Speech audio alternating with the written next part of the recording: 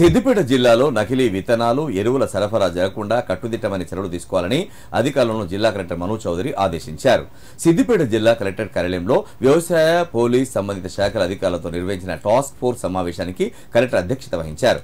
ఈ సందర్భంగా మాట్లాడిన కలెక్టర్, జిల్లాలో రుతుపవనాలు ముందస్తుగా రావడంతో రైతులు పొలాల సాగుపై దృష్టి మళ్లడంతో రైతుల దృష్టిని మరల్చి ఎక్కువ దిగుబడి ఆశను చూపుతూ దళారులు, వ్యాపారులు నకిలీ విత్తనాలను రైతులకు అడ్డగట్టే ప్రయత్నం చేస్తారన్నారు.